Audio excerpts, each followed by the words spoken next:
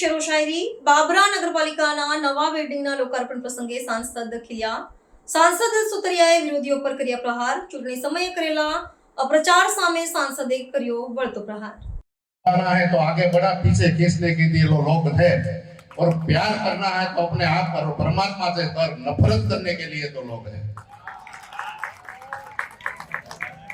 ले આવા પણ માણસો છે. મેં કાલ કીધું હતું એટલે મને ખટકતું હતું એટલે મેં કીધું હતું.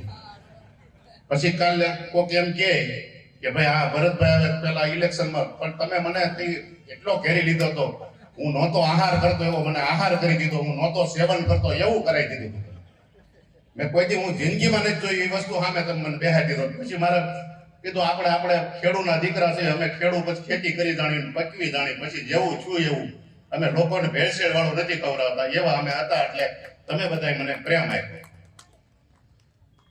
પછી હમણાં મને એક ભાઈ કીધું કે તમે કેમ આવું આમ અટાણે થોડોક સ્ટ્રોંગમાં બોલો છો ના તેમ. એટલે મેં એમ પાછું બીજે કીધું, મેં કીધું ક્યું ના મેં બદલું, તુમ વહી હો ક્યા, ક્યું ના મેં બદલું, तुम वही हो क्या, माना मैं गलत हूं, तुम सही हो. तो मैंने ये રીતે જવાબ આપ્યો.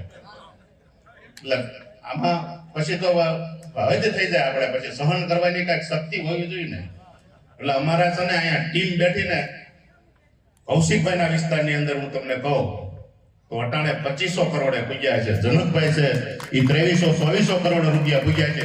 બધાય ધારાસભ્ય એટલે પૂગ્યા છે. તમે ગમે હું ગારિયાદાર જાઉં, મવા જાઉં તો લોકો એમ કહે છે કૌશિકભાઈ કે અમરેલીની અંદર વિકાસ ભરપૂર દેખાઈ રહ્યો છે ટાણે. અને આ સત્ય વાત છે, ખુલ્યું નથી. આ હું બોલ્યો આંકડા એ તમે કાલે કાઢી શકશો છે. આ હું બોલ્યો આંકડા કાલે કાઢી શકશો. કાલે જનકભાઈને 30 કરોડ રૂપિયા આપ્યા, 16 કરોડ બાબરામાં આપ્યા, 14 કરોડ લાઠીમાં આપ્યા. કાલની જ વાત છે. એટલે પેલા તો આપણી પાસે રકમ જ નહોતા આપતા કોઈ. અને હું કહું કે રકમ કદાચ સરકારને દેવી હોય પણ આપણે માગવાની ઓલી નહોતી. અમે શું છે આપણે ન કીધું, અમે ઇતિહાસને કદાચ અમે ઓલું ન કરતા, પણ અમને કામ કઈ રીતે સરકારમાં લાવવાની એ અમારી આવડત છે. અમે અહીંયા 5 ધારાસભ્ય હું અને સંગઠનના પ્રમુખ ગમે ટેબ્લેટ આવી આખા વિધાનસભાની અંદર નામ છે કે આ લોકો ટીમ બનીને આવે છે અને કામ લઈને જ આવી. પછી કૌશિકભાઈને કઈ બાબરાનું કામ હોય તો કૌશિકભાઈ અરે આવે એવું ન આવે એવું નહીં, આવવાનું જ. જાફરાબાદનું કામ હોય તો આવવાનું. બધા ટીમ બનીને જાય. એટલે તમારા બધાના આશીર્વાદથી આવા સુંદર મજાના કામ થાય છે. આવનારા દિવસોની અંદર હજી બાબરાને આપણે સુંદર બનાવી અને આપણા જ ભાઈઓ સુરત, અમદાવાદ, નવસારી, મુંબઈ છે એ અહીંયા આવીને કેમ ધંધો કરે આપણે એની માટે મોડલ બાબરા બનાવીને જવું છે.